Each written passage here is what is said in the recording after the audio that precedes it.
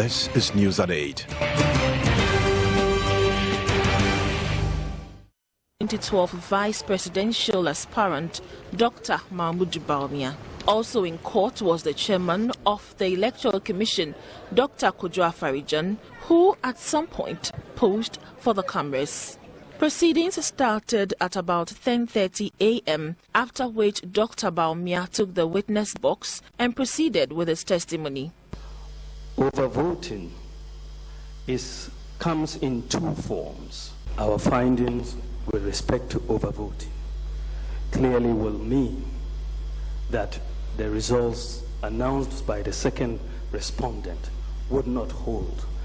None of the two major candidates, if the votes from the polling stations where overvoting took place are annulled, would obtain a 50+1%. In fact, the first respondent will obtain 49.37%, and the first petitioner would have 49.10%. My lords. During his explanation of what he meant by overvoting at some polling stations, lead counsel for both the NDC and the president raised an objection that Dr. Bawumia was trying to sneak in evidence that was not in the petitioner's formal affidavit. This forced the court to go on a short recess for the judges to decide whether to sustain or overrule the objection raised by the respondents. Dr. Bawumia also called for the annulment of the results of some 1,826 polling stations, describing them as illegal. The law requires that every voter shall go through a process of biometric verification. This means that the fingerprints of the voter, which were taken during the registration period, have to be authenticated at the time of voting. My lords, the evidence is on the face of the pink sheet. What we did was to aggregate for each polling station where voting without biometric verification took place. We aggregated all the numbers in section 3C, 63, C3. And my lords, if I may refer to my tables, we have a total of 535,723 people who were voted without biometric verification in the polling stations under contention. He also pointed that over 500,000 people voted without biometric verification. The case has meanwhile been adjourned to Thursday, April 18, 2013. Meanwhile, a member of the legal team for the National Democratic Congress, the third respondent, says they are eager to cross-examine the first witness. Nana Atudazi told newsmen after the session they intend to separate allegations from fact and evidence. A member of the petitioner's legal team, Gloria Kufu, has also been explaining their call for an adjournment of proceedings.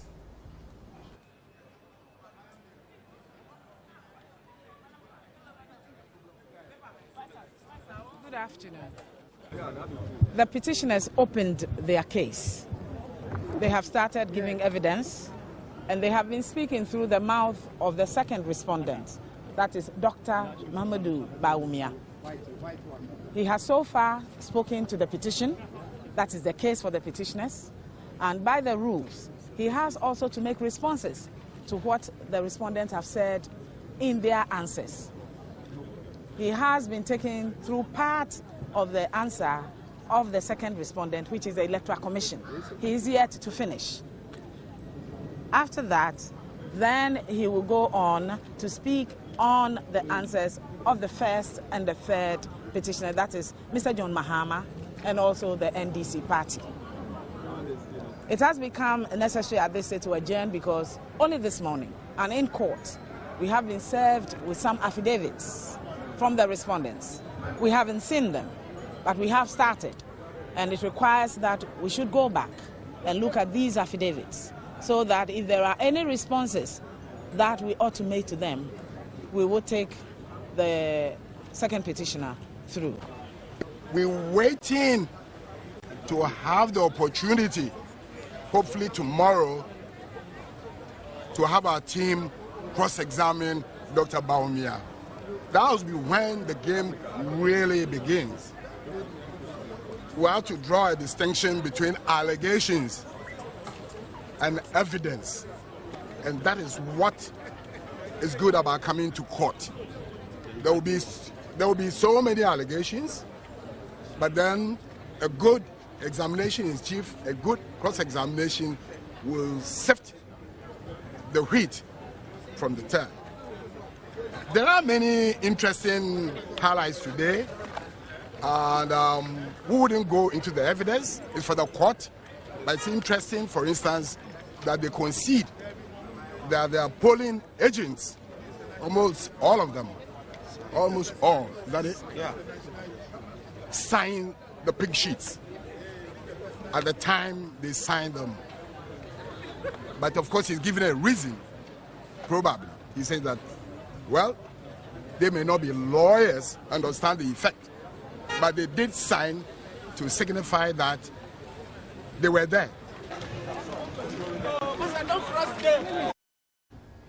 Now, in other news, Iran has offered to train Ghanaian undergraduates in petroleum and petrochemical engineering. It will also collaborate with Ghana to tackle disaster management and illicit narcotic trade. These are a few of the arrangements we reached between the two countries after bilateral discussions between President John Dramani Mahama and his visiting Iranian counterpart at the Flagstaff House today. 4 memoranda of understanding on agriculture, education, youth and sport and tourism were signed between the two countries. They were initialed by the sector ministers. President John Mahama said the visit offered an opportunity for discussions on short-term and achievable projects.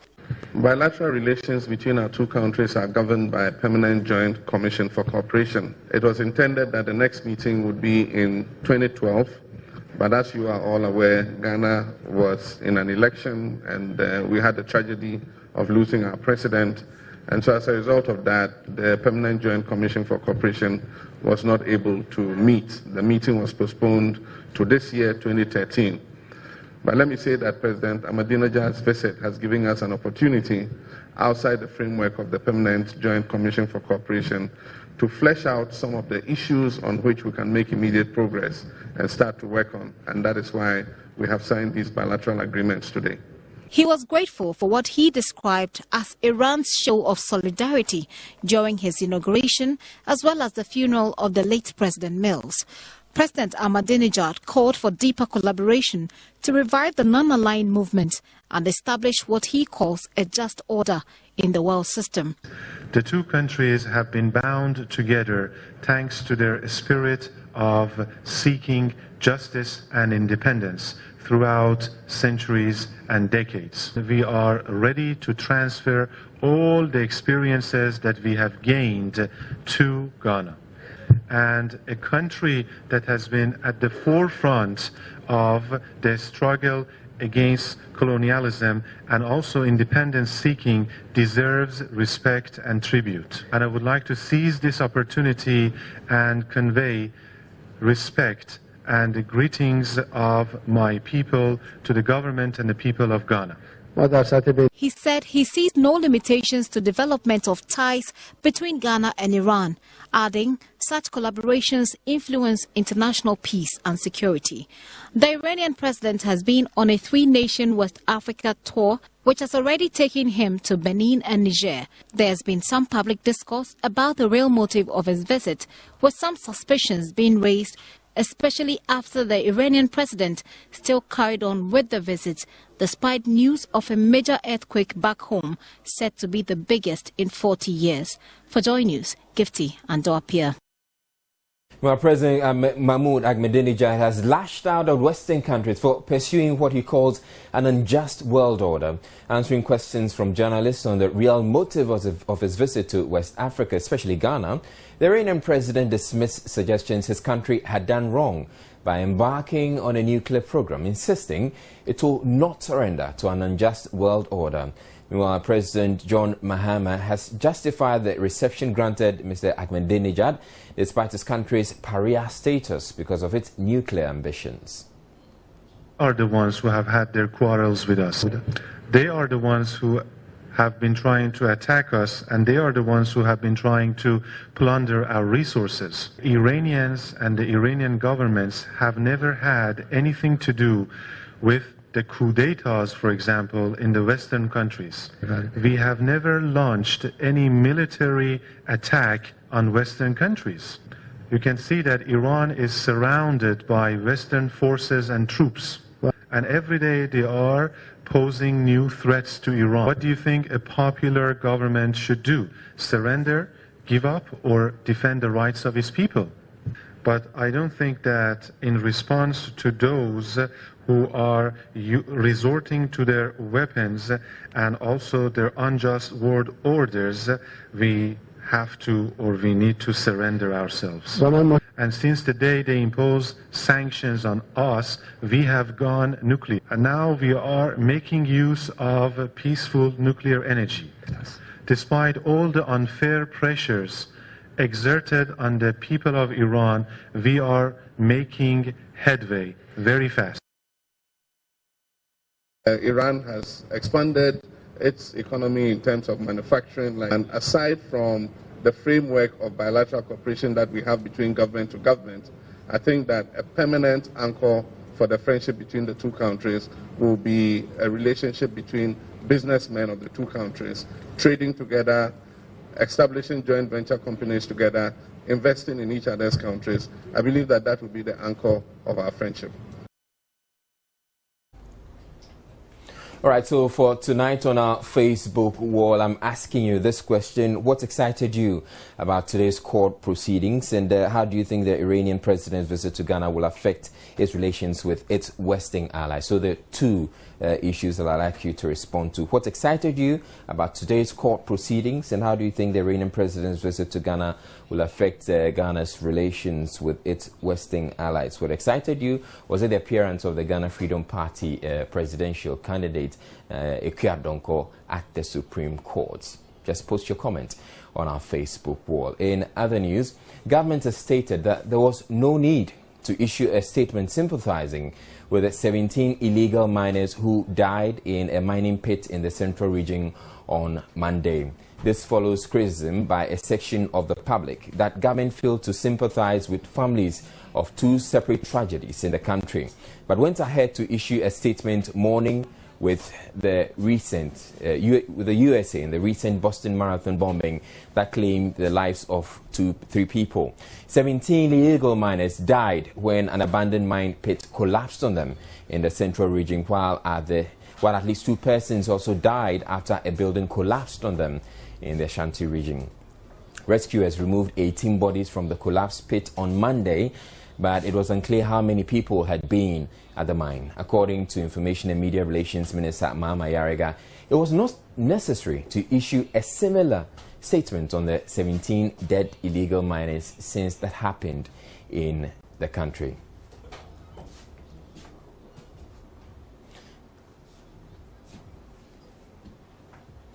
Meanwhile, the Mines and Natural Resources Minister has just returned from a tour of the scene of the disaster where he announced some directives. Now, Elton John Brobe was with him, and he joins us in the studio for the latest updates and details of the Minister's directives. Good evening to you, Elton, and welcome back from your trip to Upper Daintra. Right. What is the very latest on the mining disaster there? As in the survivors, have any more survivors been pulled out?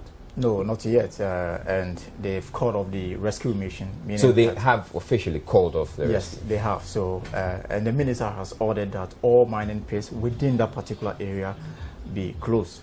And then secondly, those illegal miners, their machines, their excavators are to be seized by the state. when we got to Chichere and Amanfrom, we discovered some dredging machines that they use in their mining operation just to, to mine gold-bearing rocks. Now, the minister has ordered that the machines be destroyed, and if they are unable to destroy it, they should seize it, and then they should go after those who are behind the illegal mining. Now, he told us that he's aware that only 20 individuals have been given permit to undertake small-scale mining, but over 100 people are engaged in illegal mining. When he says 20 people, does he mean 20 people countrywide? No, in that particular area, 20 people. But because of the involvement of some chiefs, it appears to him that the place has been, anybody is allowed to, once you are able to offer the chiefs some kind of, money and other things, you are allowed to undertake your mining operations without any challenge. So what is ordered is that now those chiefs who are also involved in helping people undertake illegal business will also be dealt with according to the law. But for a start, he's not happy with the fact that the Minerals Commission are not going about their monitoring role, even though they also told the minister that they have challenges. Now, when they go after these miners, they are chased away with machete and guns and all that. So for their own safety, they are unable to go to the hinterlands to stop the illegal mining. So what is going to happen? He also went there with the National Security Coordinator. He actually warned the chiefs that if they do not put a stop to helping people undertake illegal business, what is going to happen is going to allow the military and the police to come in, and when they do, it will not be a pleasant news for the chiefs. Okay, right. Thank you very much. That was Elton John Brobe, and he was with Mines and Natural Resources Minister, who's just returned from a tour of the Upper Denkyira district, where there was a mining disaster at Chichere. We're taking a break. We'll be back with more news. Don't go away.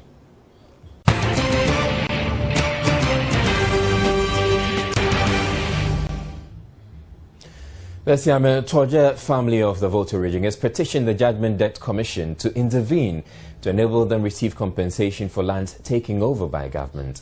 The 1,834.94 acres taken over by government for the establishment of the land, the 1,834.94 acres was taken over by government for the establishment of the Quality Grains Company Limited. After waiting for several years for the compensation, the family took the case to court in 2005 and was awarded 243,329 Ghana cedis and another 5,000 Ghana cedis for their troubles. Testifying at the sitting of the Judgment Debt Commission, Seth Achusiame, representing the family, stated that in 2007, some other parties applied to the court to set aside the judgment. When the motion was moved to the effect that your judgment should be set aside, is that not it? That's it. And the court granted them their prayer. Yes, please. So what at that very moment, your judgment ceased to exist. Yes, please. So as you sit over there, you do not have any judgment. We had judgment. We took them back to court again. Yeah, to hear the case. Yes. Is that not it? We heard the case. So you went again. You went again. For another judgment. Is that not it? That's it. Was it a default judgment or a judgment that was procured on the merit of the matter? The judgment on the merit of the matter. So the judgment was never set aside. They applied to have it set aside. They could not move the application. Then you went and set aside the application. He asked the commission to help them get their compensation, possibly with interest. We want the commission to intervene and pay us our judgment. We pay you. No. You want the commission to intervene on your behalf and do what? And make sure that our compensation is being paid to the family. No. You want the commission to intervene, so that you are paid. We are paid our compensation. Your compensation, yes, please. You know, so that you are paid your judgment. Yeah. And if possible, with interest. You see, they think we are here to collect judgment debts for them. The sole commissioner assured the family that their case is being looked into. Also appearing before the commission today was Managing Director of Mahogany Furniture Company Limited and Quantity Surveyor of Frandesco West African Limited, who were given up to 30th April to present documents relating to judgment debts they received. The Registrar General's Department also presented 12 out of 17 documents they had been asked to present to the Commission at their last appearance, asking for more time to locate the rest. The Commission has adjourned sitting until further notice. Right, before we bring you some more stories, I'm going to go to our Facebook wall and to some of the comments you have posted to our question. What excited you most about today's court proceedings, and how do you think the Iranian president's visit to Ghana will affect Ghana's relations with its Western allies? I've gotten some of the comments coming through. Kobi Ajimang Duya says, Dr. Bawumia was excellent in his delivery. History is in the making, and I must say I'm thrilled to be living in it. We stand to learn a great deal from the Iranians in their oil industry. Ankus entry says MPP is full of brains. Dr. Bawumia and Dr. Philip Addising are simply awesome. And Christian Alan Agri says, at America, no matter the outcome of the case, Ghana's election will never be the same. Kudos to Dr. Bawumia for a good job done. And James Bill Viancu says, it's a great visit by Iranian president for the West. They should know by now that we're no longer colonies. Let peace proceed this court hearing. Prince Mandi says, Dr. Bawumia peddled falsehoods as evidence in the Supreme Court.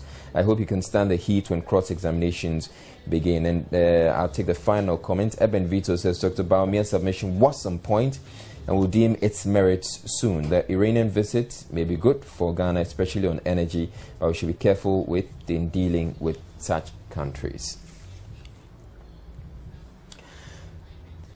5 more deputy ministers designate have appeared before Parliament's Appointments Committee. Today's session saw the vetting of Baba Jamal, who is heading to the Local Government and Rural Development Ministry, and Jifa Gomashi, deputy minister designate for the Ministry of Tourism, Culture and Creative Arts. The Deputy Minister designate for the Ministry of Chieftaincy and Traditional Affairs, John Alexander Akon, outlined plans to eliminate land litigation problems. Lines of succession will be clearly defined, so litigations will not get any place again. And I think that for what has been done now, it has achieved the desired results, and therefore we should progress and get to the end, so that definition will stop all this litigation. Jifa Gomashi also assured the committee of her commitment to ensure funds allocated to the creative industry is disbursed equally. The money was given to one domain, and I agree that a lot of other industry players were not happy about it. But being an industry player myself and having my own concerns, I will ensure that, or perhaps to put it in a better way, I will refer to my minister on this and see that the mishap does not happen again. The others who appeared are Roads and Highways Deputy Minister Designate Isaac J. Mensah and Deputy Minister Designate for the Ministry of Employment and Labour Relations in Chibuesi Akonsechere. The last batch of nominees will take their turn tomorrow.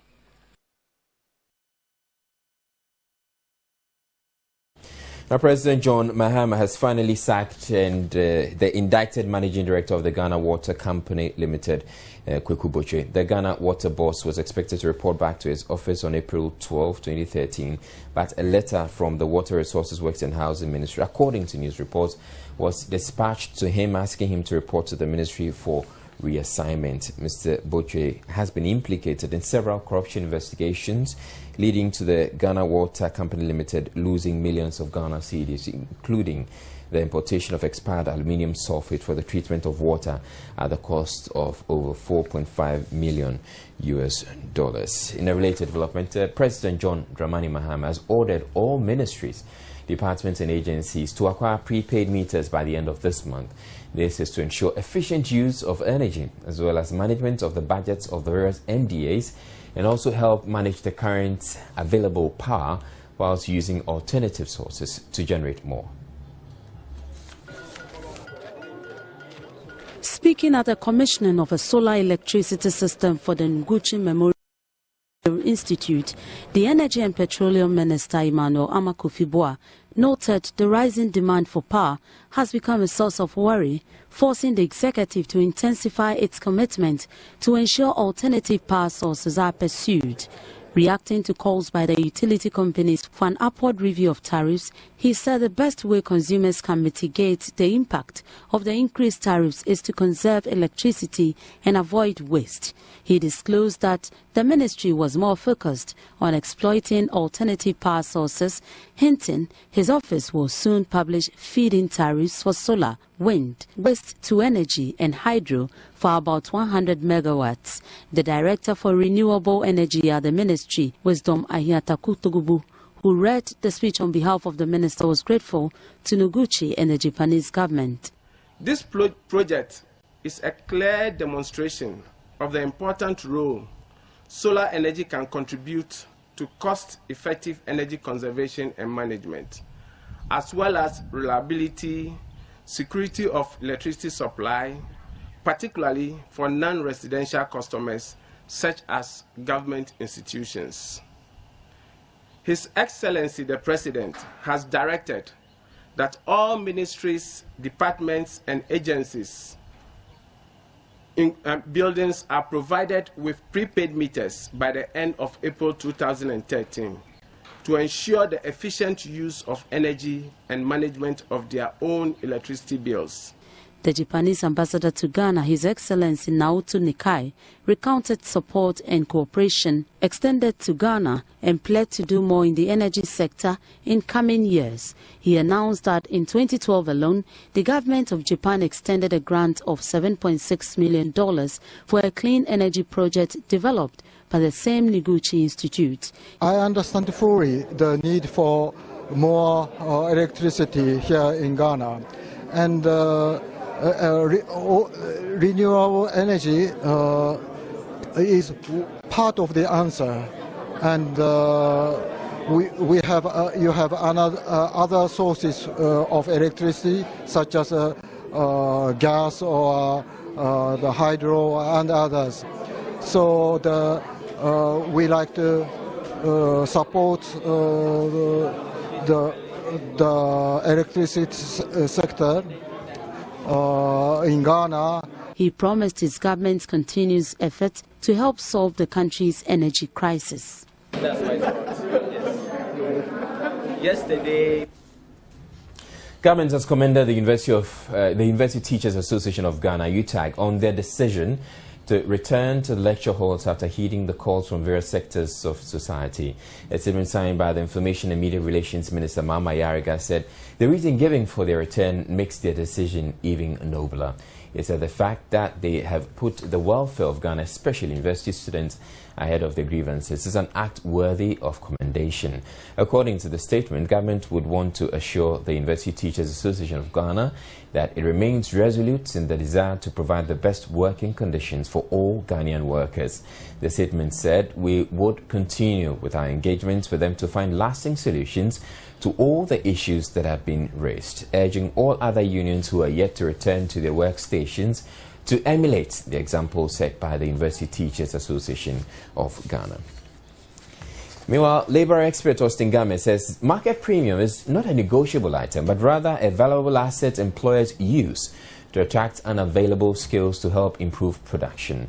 He said the government is right to have decided to make payment of market premiums non-negotiable.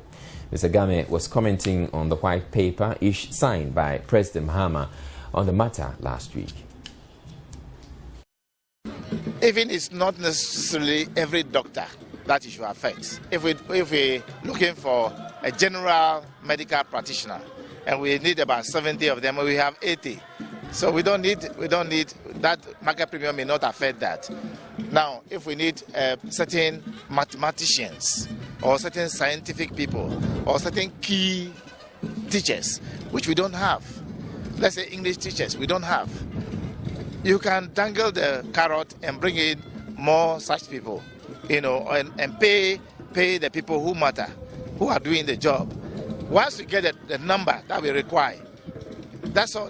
According to Austin Game, allowing negotiations on every issue will spell doom for the country one day. It's not something that is supposed to be something they have to have a special purpose meeting and sit down and discuss and argue, because negotiation in the old stream takes a form of argument, and you can't be arguing over such a thing, so it's long overdue.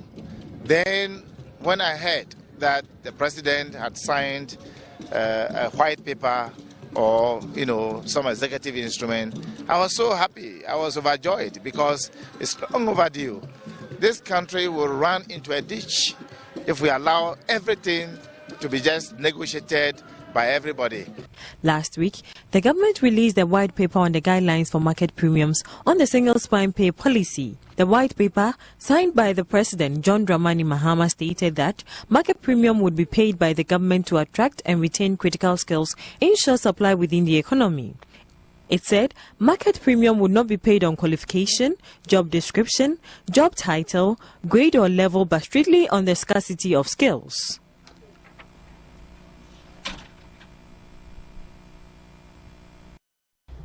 Now, a lot more Ghanaian agricultural produce will be showing up in European markets soon, courtesy Vecpro, Africa's largest producer and exporter of fresh vegetables and flowers to the subcontinent. The company aims to export more than 17,000 tons of fresh vegetables each year and hopes to also employ over 5,000 Ghanaians and support over 2,000 local smallholder farmers. About 1,700 acres of farmland at Togome in the Volta region is to be cultivated for exports by Vecpro. Already, some 250 hectares of baby corn have been cultivated for export. The project, which started about 6 months ago, has also created employment for about 250 indigents. The smallholder farmers will contribute 25% of the over 17,000 tons of fresh vegetables Vecpro will be exporting each year at optimum capacity. The whole project, when it is up and running, should employ minimum of between 4,000 and 5,000 people, if not more. And that's the benefit. And apart from employing 5,000 people, we're going to support about 2,500 farmers in the area so they can plant, which we will be able to buy from them and export it on their behalf. Vecpro, with support of about 25,000 hectares of land from government, also intends to cultivate sugarcane and build a sugar mill. Facilitators of the Vecpro initiative, ACD IVOCA, assured smallholder farmers will be helped through such initiatives to improve productivity. A farmer participating in this scheme on an acre may make net income of 5,000, 6,000 Ghana cedis a year.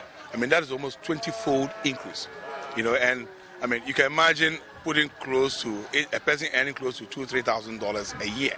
Trade Minister Haruna Idrisu hinted on government's intention to attract foreign direct investments to support local industries and promote development in local areas. Government has already taken a decision to review the Export Development and Agricultural Investment Fund, otherwise referred to as EDIF, in order that we would use it as an opportunity to promote the industrial development of Ghana.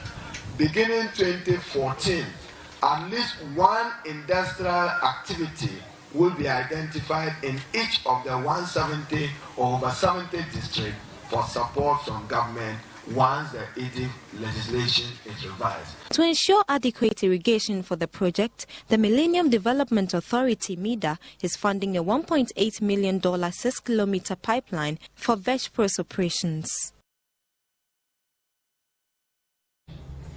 The Ghana Stock Exchange will in May launch a new market platform for small and medium enterprises with high growth potential. This is to encourage small and medium scale enterprises to list on the stock market at their various stages of development.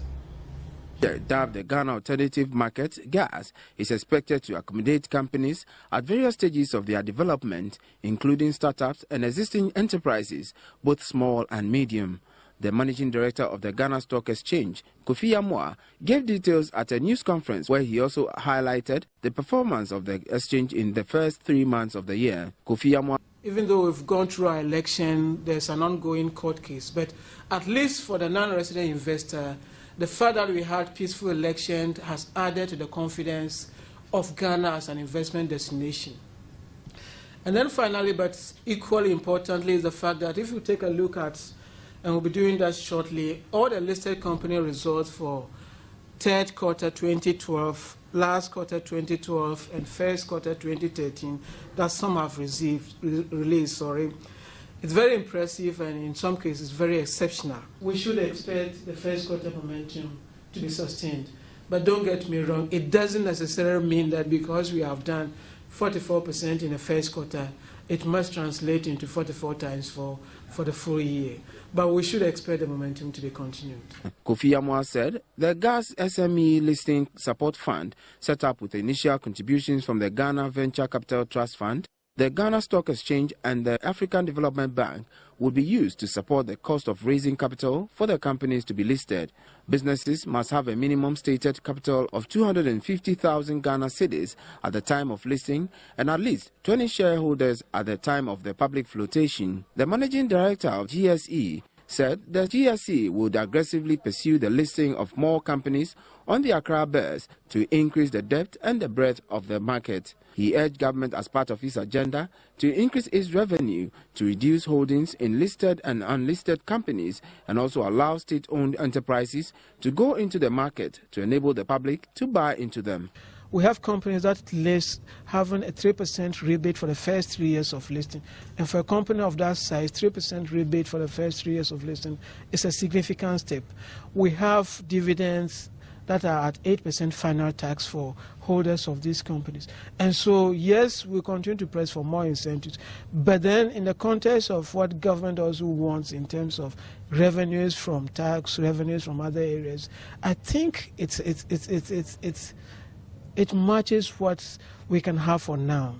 The GSE Composite Index recorded 44.49% return in the first 3 months of 2013, compared with a gain of 8.03% in 2012. Volume traded jumped at 68.12 million at the end of March this year from 37.19 million shares a year ago, while value traded was also up to 71.5 million Ghana cedis, up from the 18.29 million. In international business news, Bank of America has reported a sharp rise in profits after it shed costs and set aside less money for bad loans. The bank reported first quarter net income of $2.3 billion after making $328 million in the same quarter a year ago. Up next, we bring you some smart investment tips.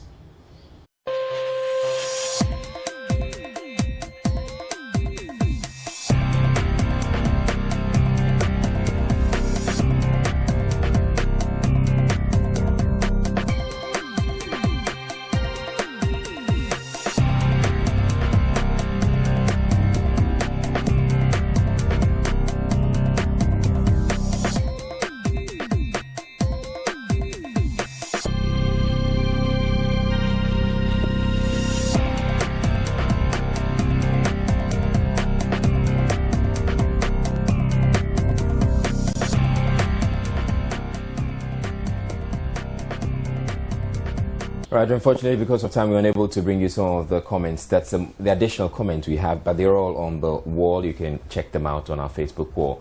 But in the closing headlines, running mate of MPP flag bearer in the 2012 elections and second petitioner in the election petition case today took to the witness stand at the Supreme Court to testify why they won millions of votes annulled. President Mahama has justified the reception accorded the Iranian president despite reservations from home and the country's allies over the visit.